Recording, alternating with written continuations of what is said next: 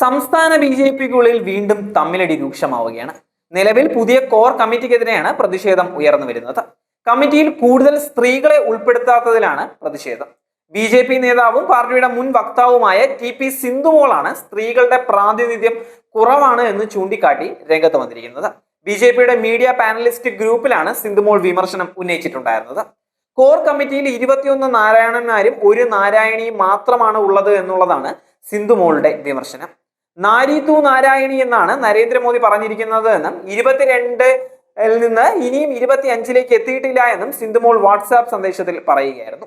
സകല സ്ത്രീകൾക്കും വേണ്ടി നാരായണി ഒന്ന് മതി, കനൽ ഒരു തരി മതി എന്നാണോ സാരമെന്നും സിന്ധുമോൾ ചോദിക്കുന്നുണ്ടായിരുന്നു. ബി.ജെ.പി കോർ കമ്മിറ്റിയിൽ ആകെ 22 പേരാണ് ഉള്ളത്. ഇതിൽ ശോഭാ സുരേന്ദ്രൻ മാത്രമാണ് വനിതയായിട്ട് ഉള്ളത്.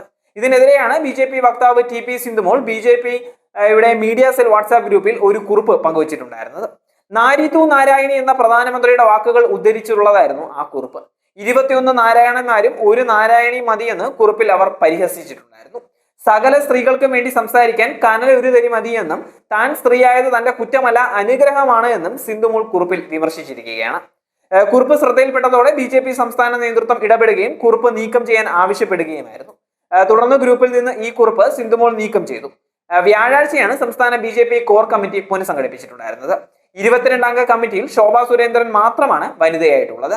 സംസ്ഥാന അധ്യക്ഷൻ രാജീവ് ചന്ദ്രശേഖറിന് പുറമെ കേന്ദ്ര സഹമന്ത്രിമാരായ സുരേഷ് ഗോപിയും ജോർജ് കുര്യനും രാജ്യസഭാ എം.പി ആയ സി സദാനന്ദനും കമ്മിറ്റിയിലുണ്ട്.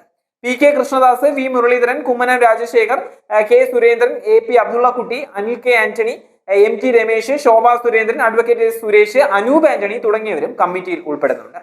P Sudheer, advocate K Aneesh Kumar, advocate Shone George, C Krishnakumar, advocate B Gopalakrishnan, K Soman, V Unnikrishnan master എന്നിവരാണ് കമ്മിറ്റിയിലെ വൈസ് പ്രസിഡന്റുമാർ. പ്രകാശ് ജാവേദ്കർ കമ്മിറ്റിയിലെ കേന്ദ്ര ക്ഷണിതാവാണ്.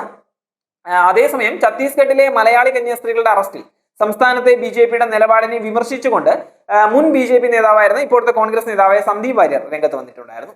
തന്റെ ഫേസ്ബുക്ക് കുറിപ്പിലൂടെയാണ് സന്ദീപ് വാര്യരുടെ പ്രതികരണം വന്നിട്ടുണ്ടായിരുന്നത്.